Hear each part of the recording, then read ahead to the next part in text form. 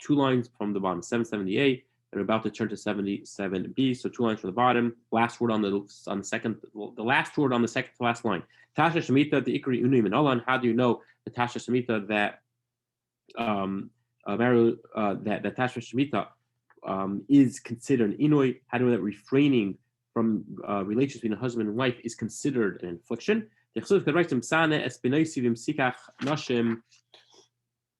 Now, Lavan, when Yaakov was departing from Lavan, Lavan told him, he was warning him, do not go ahead and afflict my children and take another wife.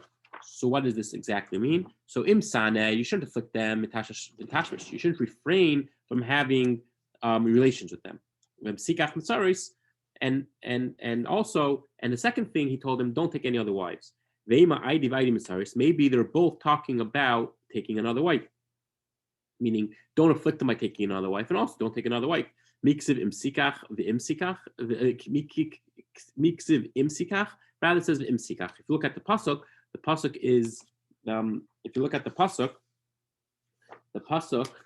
is imsana benaisi v'imsikach, and if you. So can't be the affliction and taking another wife can't be referring to the same thing because there's an and over there adding on. So it has to be 2 separate things. So it has to be, we're understanding that the sikach is the second one. The sikach is don't pain them by taking a second wife, and the first one is do not refrain from being together with them, because that's a pain. That's a pain, and that's an affliction. So we see an affliction.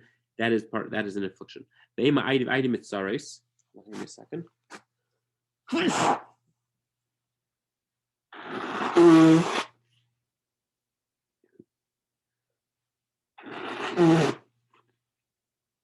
Now, maybe both are also still. Maybe both are talking about taking an additional wife. So what do I mean? We said that there's an and there, meaning there's an additional point. So v'chad l'tzaris ta'isi so ema idim mitzares chad l'tzaris today. One is that Yaakov already had 4 wives, so he added it to 2 main wives, who was Lavan's children. So we're talking about Rachel and Leah, and additionally, there was Bill and Zilpah, who weren't exactly they were concubines. They weren't exactly at this point the status of a full wife. So he's warning them, first of all, don't elevate the current concubine to the full level of a wife. The Chadlasaris to Asili La'am, another one, and then he said that's the affliction. And then don't take an additional wives altogether. So that could explain that Sana doesn't mean Tashma Shemitah. Sana means taking a wife. The Chadlasaris to Asili Ba'amu. Chadlasaris today, Chadlasaris to Asili Ba'amu. But the Torah writes, Dumya de Imsikach. Ksiv Imsikach V'Imsana V'Imsana maybe, what do you mean? Who said that's true? Maybe we're trying to compare it to imsikach. So the answer is miksiv imsikach imsana. Is it true that it doesn't write the way to prove that the first sikach has to be the first sign is talking about Tasha Shemitah, married relations, and not talking about taking wife? Is that which one is worse? If you're talking about 2 wives, then taking an additional wife is worse than elevating the current wife. And the way it works with shvuas, because he's making a shvua. Yaakov, okay, we are 1, 2, 3, 4, 5. We're about 5 lines down on 77b. So when it comes to shvuas, when it comes to making someone make a shvua, what's considered worse is whatever one is worse, you make them make that shvua first. That's how it works when it comes to shvuas. So the question right now is which one right now is considered worse. So if you're talking about taking a wife and taking an additional, elevating a current wife and taking additional wives, and taking new wives is going to be more of a pain to the current wives, and taking and elevating a current concubine. Therefore, that should be first. But Sikach is second, so must be Imsana, which is the first, not talking about a wife altogether. And the first one must be talking about that you should not refrain from marriage relations. So from here we see that refraining, that a husband refraining from that the idea of Tasha Shemitah, the idea of marriage relations, is in itself a Inuit. That's how we prove it. Okay, we're on 1, 2, 3, 4, 5, 6 lines from the bottom of 77b. Amrle Rapapa. So Amrle Rapapa la Baya Hatashma is Gufe Ikri Inuit. Well, what do you mean that tashmish is? What do you mean that it's not that tashmish shemita, refraining from tashmish shemita, is called is called an affliction? But we see by we see elsewhere that tashmish shemita itself is called painful. So where did we see that? So by the case of Dinah, when Dinah was taken by Shechem, it says over there, he slept with her, and Viana, and he also afflicted her. So we see the act of marriage relations itself is called Inui. So why are you coming to tell me that refraining from it in Inui? It itself is an Inui. No, over there the pain is that it's opposite. That she desired him. Shechem lay with her once, and then she was desiring Shechem more, and Shechem refrained from being with her. So we see from here, no, that exactly is the proof. Refraining from Tasha Shemita, that itself is called an affliction. So we're up to the Tana Rabbanan, 3 lines up from the before the wide lines start. The law is that we said that you're not allowed to bathe. So you're not only not allowed to bathe your entire body, you're not allowed to bathe even a partial part of your body, any part. However, if you're dirty, then you're not bathing for pleasure. You're bathing to clean yourself, and then it's permitted to go ahead and over here it says if you're full with dirt and you're full with mud, that is permitted. Also, now, when we say you're not allowed to go ahead and anoint yourself, you're not allowed to anoint yourself. Not first, you're not allowed to anoint your entire body, nor are you allowed to even anoint any part of your body. But if you're not doing it for pleasure, you're doing it because you're sick, or if someone has some type of something on his head, some type of blisters or something on his head that he has to anoint, is permitted for medicinal reasons. We're on the first wide line in the middle. Tana B'nai Menashe, Shimon Gamliel Omer. So Tana B'nai Menashe was taught in the yeshiva of B'nai Menashe. Shimon Gamliel Omer Mevdicha Ash Isha Yada Achas B'mayim V'Naisenes Pas Letinek V'Einech Chesheshes. What about washing your hands in the morning? If someone has to feed a child food, and the halacha is that you're not supposed to touch food unless you wash your hands because of because of the bad spirits in it after one wakes up. So now you're not allowed to eat food yourself. So why would one have to wash your hands? So the answer is that if you're feeding a child, then you have to wash it. Therefore, a woman is allowed to wash it, or anybody is allowed to wash their hands like normal. We go according to the knuckles, but if you're going to be feeding someone food, you can wash it like normal. The story goes on Shammai Zakin that he did not want to go ahead and feed his child even with one hand because he didn't want to wash his hands at all. So he didn't even want to use one hand. So he forced himself to use one hand, so he washed one hand in order to feed his child.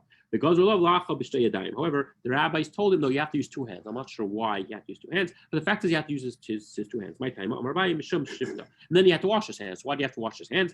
The answer is because of ruach ra, because shifta means the bad spirits. Someone's walking on Yom Kippur to go ahead and be with his father, to be with his rabbi, to be with his teacher, do something great. That was on Yom Tovim, on holidays, they used to go ahead and be Makabel Pnei Rabbi. They went ahead and they went to the house of their teacher to learn Torah from him concerning the Chag, concerning the holidays. So they would do the same thing on Yom Kippur. Back then, there was no bridges. They didn't have bridges spanning the Willamette back then. So therefore, they would have to walk across it, or someone get across it. So they're able to go up until their neck. That's why you're allowed to. You got to go up until your neck in a stream of water. Just don't go totally under. What about the opposite? What about a rabbi, a teacher going to his student? Is he allowed to go into water? I saw Zeiri. Zeiri was a sage.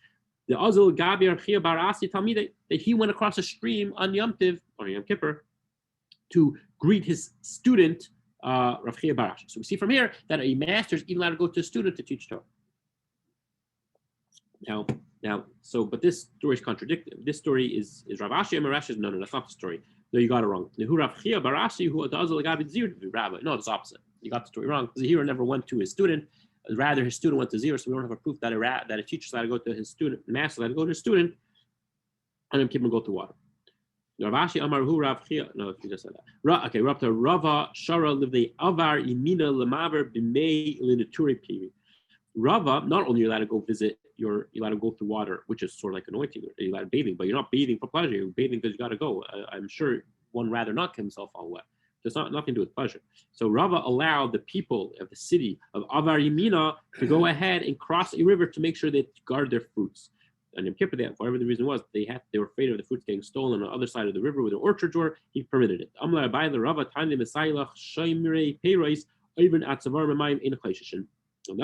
and the same one. And Abaye told Rava, I learned that one is allowed to permit people to cross a river up to their neck to protect their produce on Yom Kippur. Rav Yosef permitted the people of Beit Harbay to cross a river to go to the lecture, to go to classes on Yom Kippur, to Torah classes. The Mezolei Shar, however, he didn't let them return. If you go back on Yom Kippur, yeah, you got to go back you got to go for a reason. But there's no reason to return. Just stay where you are to the end of Yom Kippur. But if you do that, they're not going to return. If you don't let them return and they're stuck on the other side of the river in the entire Yom Kippur, then next year they're not going to go to the Torah class. They forget it. Why should I go across the river if I'm not allowed to come back? So therefore, you should really let them come back for the future. Some say no, he let them go, he let them return. Why did he let them return? So Baya had a question on him. How could you let to go to the class and cross the river on Yom Kippur and get all wet? You're not supposed to get Yom Kippur. I understand. It's for their life. Torah is life. But to return, why you let them return? The answer is therefore one should not. So in the future they should not want to not go. Therefore you let them return. Yeah. Which is, by the way, something which we use. For example, Hatzalah members that go to the hospital. One of the reasons, I believe, they're not supposed to. How are they supposed to get back? If they drive, because for Koch Nefesh, they drive for to save a life. How are they allowed to come back from the hospital? They're not saving a life. So one answer is that then they're never going to do it again. They're not going to go to the hospital and be stuck in downtown Manhattan the entire Shabbos. That's one reason. Another reason is because obviously, if there's another call, they got to get back there. So that's one answer. Another answer is they'll never do it again. So therefore, it's the same answer. Okay. Rabbi Yehuda, Rabbi Shmuel bar Rabbi Yehuda Hayikaima Agudin Nahar Papa. Rabbi Yehuda, Rabbi Shmuel bar Rabbi Yehuda, two sages were on the banks of the river called Nahar Papa. Amaber the Chatzad, they were by a crossing. Now it doesn't look like it was a bridge crossing. It was they had to swim by. They had to go into the water. Rami bar Papa Mahachisa. And Rami bar Papa was on the other bank. So have two sages on one side, another sage on the other. Is one allowed to go? So is one allowed to go and cross the river on Yom Kippur in order to hear Shmaitza, in order to hear a Torah class? So Rabbi Yehuda, Rabbi Shmuel,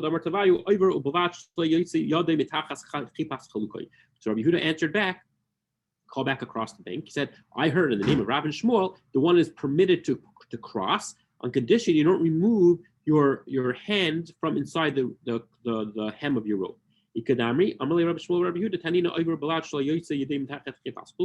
Same answer. This is nothing to do with Yom Kippur. This is a Shabbos issue. If you remove your cloak, you end up carrying. You remove your hands from your cloak, you end up carrying. So the answer is yes, you're allowed to. You're permitted, but there's other reasons. But you have to be careful how you do it.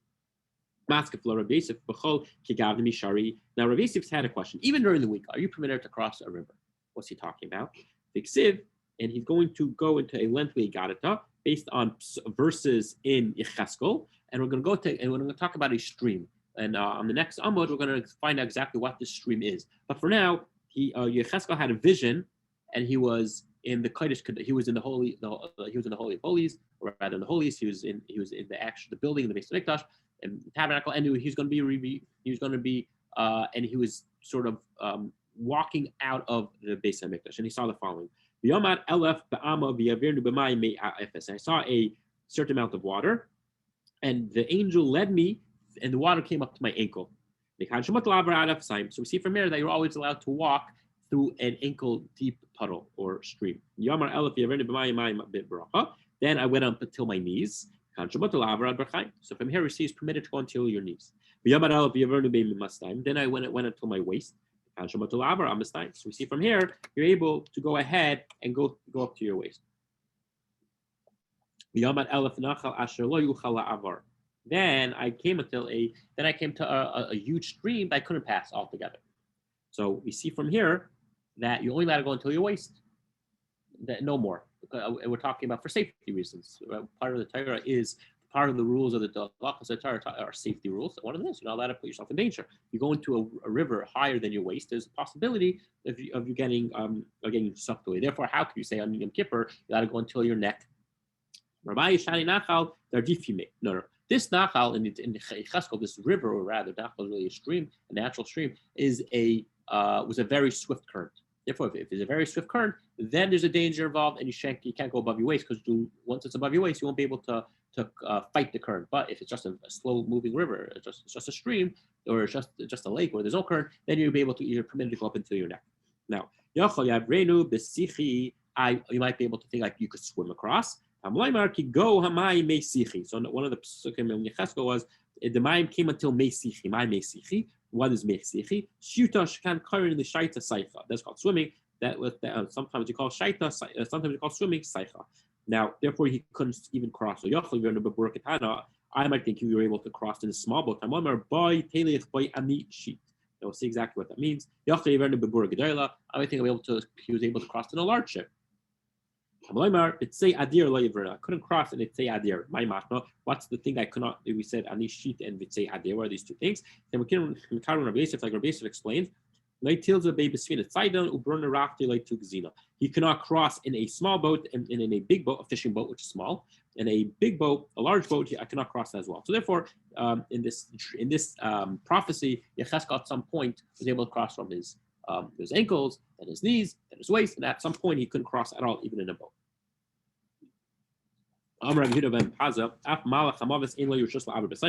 This stream, which we'll find out what the stream is all about, this stream, you have no, even the Malach HaMavis, even the angel of death cannot cross. And we just saw that pasuk. It says, "By Baal Telech by Anishit." I cannot cross Anishit. We'll have to see what Anishit is. So Hasam Misayid Ba'aretz. And when we talk about the Malach HaMavis, we talk about the Satan. It says by the Satan, Niya Yivim Hashem Al Satan Mein Tavei V'Yan HaSatan Esav V'Yomer Mishut Ba'aretz. So we see that we talk about even the Shut, who's the Meshit, who's the Shut, is a Satan. Satan is the Malach HaMavis. The angel of death cannot cross that as well. So now we're going to talk about what this mayan is. We're now going to talk about the stream is. So we're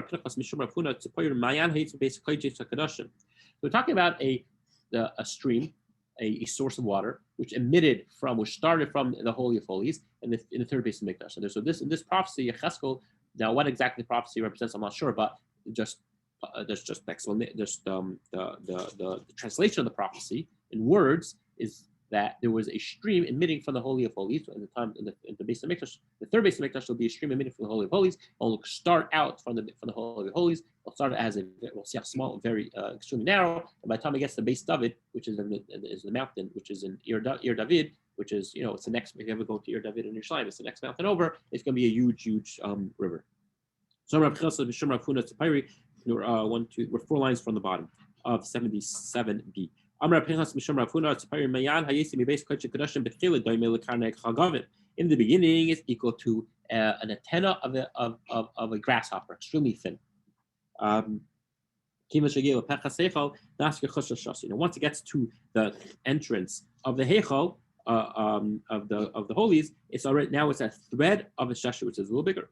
And when it gets to the ulam, it's a little bigger. Once it gets to the entrance of the azara, which is the woman's courtyard, at that point, it's like the mouth of a small jug. Behind the town, Rabbi Lazar ben Yosef Amar, who is that? Lazar ben Azar? No, Rabbi Lazar ben Yosef. Amar Mayim Machin Asidin Liyosef Mitachas. That he said that it's going to be as the water, which is as wide as a flask, will be the future. Okay, we'll end up leaving the bayis, the house. At this point, it just starts going much larger, much more wider. It starts flowing until this river gets to the Pesach Beis David, to the house of Beis David.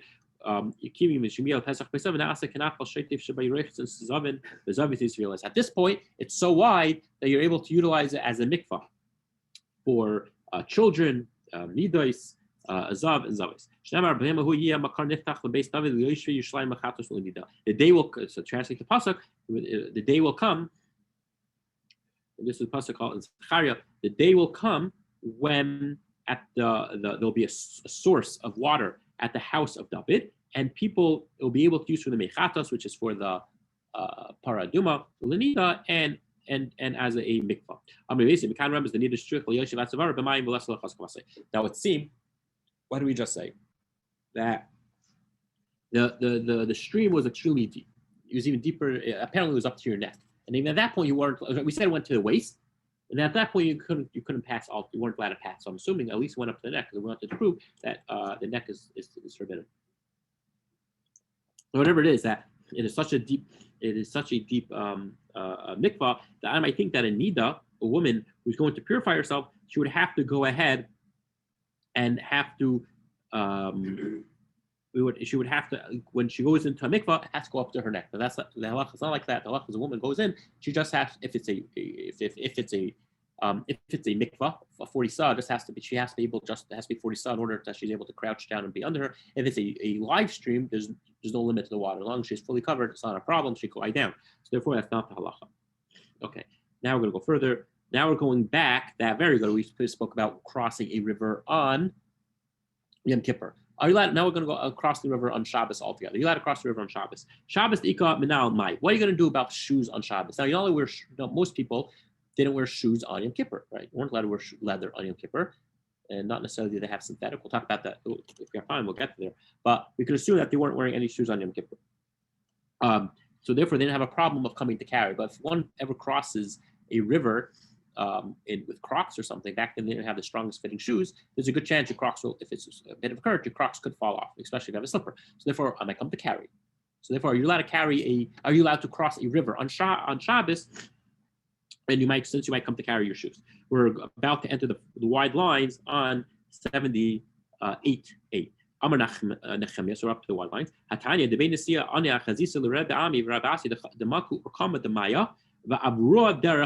I saw the Amar Achmenu, who is the son-in-law of the Nasi, of the prince. I saw Rav Ami, Ravasi, that they went into a pool of water and they walked through it with their shoes. Okay, very good. That is because maybe it was tied, and if it was tied, okay, or so, Maya wasn't, back then they didn't have the strongest fitting shoes. Who cares? It was tied; it wasn't going to fall off. Sandal, Ma'ikonim. What about a sandal? A sandal. Sandal's not. It's not tied onto your foot; just looped over your feet. Are you allowed to cross with sandals on a stream on Shabbos because you might come to remove them because they might fall off? I saw Rab Rechumi cross a river on Shabbos wearing clothing. Over here, obviously, if you answer the question, it means wearing a sandal, therefore it's permitted. However, Rashi says no. The chatchila, one should try not to cross a river or a stream or anything on Shabbos with your sandals because you might come to carry it. Yeah. Okay. Resh Glusa Ekol Laharguni Lebei Rav. The Resh Glusa, the prince went to Harguni in the house of Rab. Nasan Rafram Ukuli Rabbana Asul Pirka. Now Rafram, who was a sage, and all the rabbi, he seemed to be the greatest sage in that area, in that city. They went to greet the Nasi. They went to greet the prince, the prince was the descendant of the king of David. And he represented the Jews in exile. Ravina Layasa. Ravina did not come. Okay, so all the sages come. It was Shabbos. So all the sages go to greet the prince in Rafram's house, and Ravina doesn't show up. It was a no-show on Shabbos. So Ravina wanted to sort of, he thought that the prince would be upset at Ravina that he didn't show up. So in front of the sage, it seems like he asked Ravina, why didn't you come yesterday? Hoping that Ravina gives a very good answer. So the sage, the prince was like, okay, fine, he had a good excuse, therefore he didn't come, so I'm not going to be upset. My time, why didn't you come? He said, I had a footache. And that was not apparently. We're 70. We're up to 78. 78a. And we're about 5 lines. You have ours going? And we're about 5 lines down. 1, 2, 3, 4, 5 lines down. First word. The first word on the line is lay. Really? No, over there, like on that line. Lay. 5 lines down from the wide lines. Oh, there, I see. Okay. We're on the last word of that line. So he said, I have a footache. Apparently, that was not a good enough answer. I understand. So put on shoes, and you wouldn't have a problem walking just because you have a footache. The Kurari Havi, no, he says it's the top of the feet. If I put a shoe on top of it, it's going to put pressure on it, and therefore I won't be able to walk. By the sandal. So go wear a sandal. Go wear a loose fitting shoe.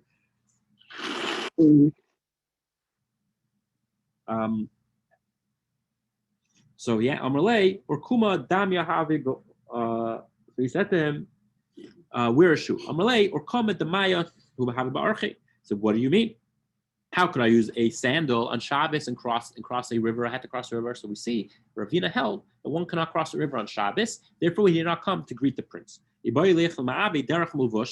he said to him, again, it's not a good, but apparently Ravina was wrong. So because we learned you're allowed to cross the river with a sandal on Shabbos. So therefore, he did not have a very good answer why he did not come greet the prince. So the prince wasn't, and he wasn't, and the prince would be upset. Therefore, he said, so he answered back, well, I'm not allowed to cross a river on Shabbos. So he answered back to him, what do you mean you couldn't wear a sandal? You're allowed to cross it. We just learned you're allowed to use a sandal and cross a river on Shabbos. Amar Ravashis Amarle. So Ravina answered back, as you retorted back, so Ravina got the final say and said, no, what we learned. We just learned that. Ravina said, one should not cross. And I guess Lechachil is not good enough to come across. And therefore, I decided not to come across and hear the words of the prince, because Ravashi said one should not Lechachil do it. You don't have a choice, you're permitted, but one should try not to do it. Okay. Tanya Yehuda bar Garguyas Asli Yoshev Agabi Tit B'Yom Kippur. I mean Kippur. Sorry, first word of the line that we're on right now. Aser.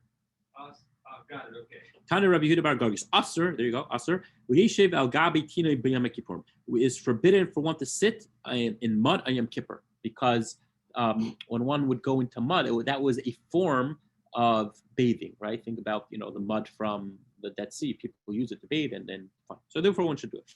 Rabbi Yeshua ben Levi betina mitpachas. Rabbi Yeshua ben Levi, we're talking about, has to be extremely moist. Has to be extremely moist to represent bathing. Rabbi with pachas amnach latpiach, and Rabbi said no, it has to be more moist. Like on Shabbos, we have this halacha. The one is not supposed to. Something that's extremely wet. It's muksa. How wet does it have to be? It has to be wet enough that if you touch it, you'll be able to go ahead and your hands will get so moist you can make something else moist with it. So that's the type of mud we're talking about. So moist that you could get your hands wet in order and get something else wet as well. So how does one cool down on Yom Kippur? They didn't have AC back then. So one way to understand is that you could use payers. You take cold fruit. Fruit is naturally cold. There's liquid in there, and you can press it against your body to cool off. Rabbi Yehuda Mitzan and Bekara. Rabbi Yehuda used a gourd. Rav Mitzan and Benuka. Rava would use a baby whose flesh was, I guess, would be cooler. Rava Mitzan and Bekisa de Chesufa. Rabbi Yehuda would use a silver cup. A lot of times metal, as long as it's not too hot outside, metal would be cooler because it absorbs. It will be cooler. Therefore, he used a silver cup. And also with cold liquid inside of it, especially with cold liquid inside of it, then the outside exterior, of course, will be colder. Papa kisi de casa maliaser. You're not allowed to use a full cup because your face is going to spill over and end up washing yourself. Chasar shaba, if it's lacking, meaning it's not full, it's permitted. However, if it's earthenware, if it's made out of earth, then it's going to be forbidden because we're afraid back then anything with earthenware was porous. Not like nowadays we don't have that. Anything which is porous, anything earthenware is porous, and if it's porous, we're afraid that's going to seep through and fall onto you. The liquid inside will seep through the cup and fall. Therefore, you can't use a earthenware jug full of cold water to cool yourself off in Yom Kippur. Rapapa Amar Kise de Kaspa Chasernam Asr Mishom Dimiz Dazerov. Rapapa said no. Even any cup is forbidden if there's water inside of it. Why? A silver cup is not going. It's not porous. The answer is because you're afraid it's going to slip and the water's going to fall all over you. Zahiri Bar Chama Ushpechzin. Okay, now we're into a story. We're into a. Once we're talking about Yom Kippur and cooling off, we have a story. Zahira Bar Chama Ushpechzin de Rabama. Zahira Bar Chama hosted many rabbis. He hosted Ravami. Ravasi hosted Rabbi Yeshua ben Levi. He also hosted Rabbi Yeshua ben Levi, who the story will be about. And apparently at some he was near the city of Caesarea, and he was able to go ahead and people would pass through his house, and he had many guests. He told Rabbi Yosef, the son of Yeshua ben Levi. Ba Aryeh ta ima lach milsa me'al yisadahavi ovid avucha. Come, son of the lion, meaning Rabbi ben Levi was a great sage. Rabbi ben Levi that passed through his house and stayed by him. He was telling his son a story that he himself saw his father act in. So Rabbi ben Levi stayed at his house. He saw him act in a certain manner. And he's telling Rabbi ben Levi's son. He took a towel on Erev Yom Kippur. And he seeped it in water. So he took a towel and he put it into a big bath. Then he would wring it out. He would hear dry. He would wring it out because he don't want to be too wet. And we're going to see about this in a minute. So therefore, and the next day on Yom Kippur, he would use it to wash his hands, feet, and hands, feet, and face. So he had to wring it out because if it was too wet, it would be also to pick up on Shabbos because Yom Kippur is like Shabbos, has the same halachas like Shabbos. And if it be too wet, you're not allowed on Shabbos, you're not allowed to pick up an item which is dripping wet because you're going to come to wring it out. Therefore, he squeezed it out before Yom Kippur in order that on Yom Kippur he'd be able to use it. However, on Erev Tisha B'av, shura oisa b'mayim u'machar ma'avir al gabi eino.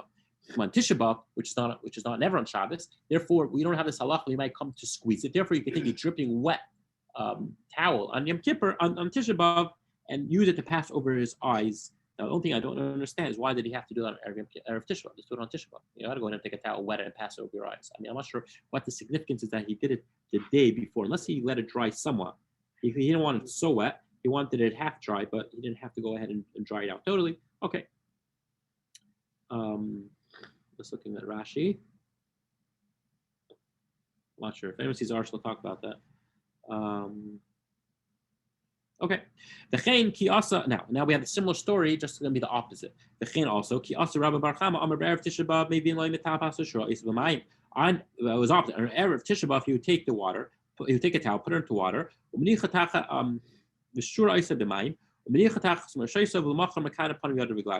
would put it under his head, and then the next morning he'd use it for his hands, his face, and his feet. Same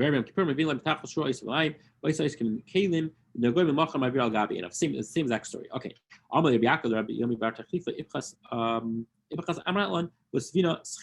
Now, at one point, this story was being told over through the yeshivas. At some point, someone switched it. By mistake, he said that on every Yom Kippur, he did not wring it out. He didn't squeeze it out. And every Tisha B'av, he did squeeze it out. And so he said, no, it has to be so. So Rabbi Yaakov told Rabbi Yirmiyah Bar Tachlifa, the story is wrong, it has to be the opposite, because the reason why he squeezed it out on Erev Yom Kippur is because he didn't want to come to holding a wet towel on Yom Kippur. Okay. Amar Menashe Bar Tachlifa, Amar Rabbi Baruch Chana, Shalosh Rabbi Lazar Zakein, V'yesh B'shiva Tzarach Lito Rishus Lahati B'charis Ay Enisar. Now we're going to a new topic. I'm not sure why. Could be we're going by the author of the story, but this, whatever the case is that Rav Menashe Bar Tachlifa said in this we have the following story. Rabbi Lazar asked the following question. Just to preface on what the question is that a bachar, a firstborn animal, is supposed to go ahead and it belongs to the Kohen. So back in the day, the Kohen would take it and he would shecht it and he would do what he wants with it in the Beis Hamikdash. And after the destruction of the second Beis Hamikdash, it was what he did was you couldn't bring it as a karban. So therefore, you left it out in the pasture, let it until it received a mum, until it received a blemish. Once it's a blemish, halach is even at the time of the Beis Hamikdash. So if the first one had a blemish, then the Kohen is able to go ahead and utilize it. He's able to go ahead. I think he was able to go ahead.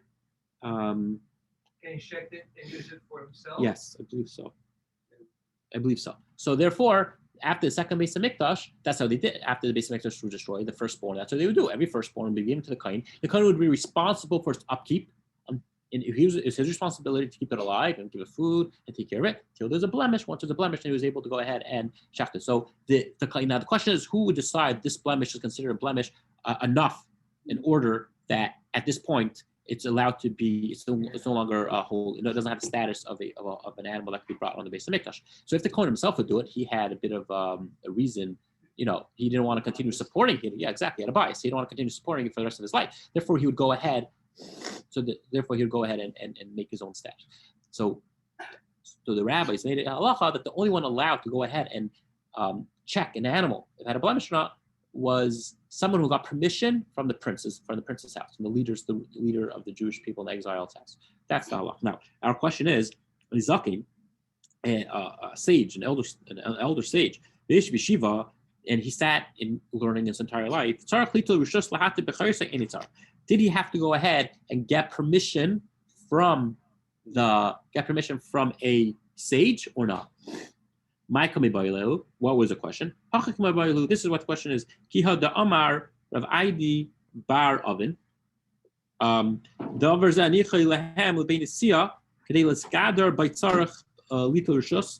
we say that the reason we said this is in order really any knowledgeable rabbi who knew about animals back then, all knew about animals, could really decide if it's a blemish or not. But we decided in order to enhance the greatness of the prince's house, we made all sages go get permission from him. Or no, we didn't really. The only reason why we made up this halacha, this rule that all the sages had to go to the prince's house in order to get permission to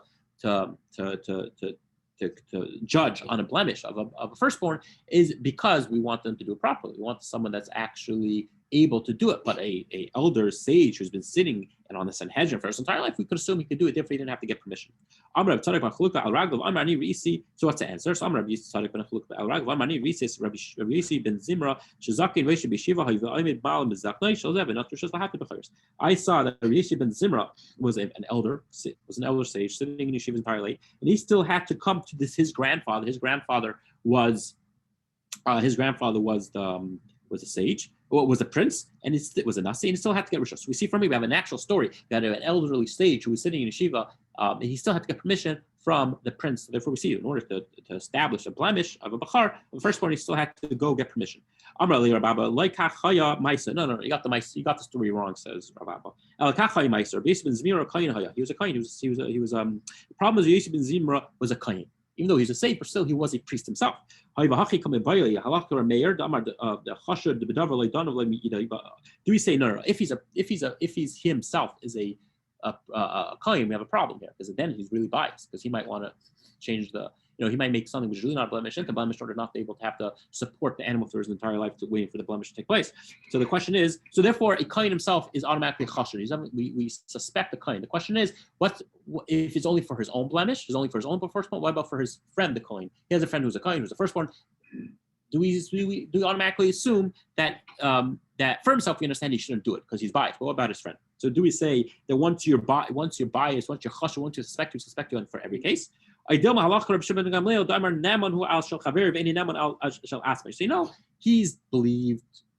believed on himself, but he's believed for his friend. Why is he going to lie for his friend? He's not going to benefit from it. That a kohen is able to go ahead and establish the fact that he has a blemish he's able to go ahead and establish that he had a blemish for his friend, but not for him, not for himself. Now we're going to continue a little more. We're talking about the sandal. We're still talking about the sandal, which we spoke about crossing the river on Shabbos. Let's say the sandal sell sha'am. So what about going out a sandal with sha'am? So we said till now that we assume that when someone's crossing a river, you're never crossing a river with shoes on Yom Kippur because it's all leather. But apparently, even back then, they had synthetics. And shoam, Rashi says min guma. It was a type of a rubber or something. I don't know what does Arshkel say. Read like okay, whatever. It wasn't leather, right? It wasn't leather. We're able to go ahead and utilize non-leather on Yom Kippur. Amar Rabbi Bar Nachmani al Raglav. We just switched to 78b. Amar Rabbi Bar Nachmani al Raglav. Amar Ani Reisis Rabbi Shua ben Levi Shiotze B'Sanal Shasham B'Yom Kippurim. I saw Rabbi Shua ben Levi that left his house and he was wearing a synthetic shoe on Yom Kippur. So we see from here, one is permitted to wear a synthetic shoe on Yom Kippur.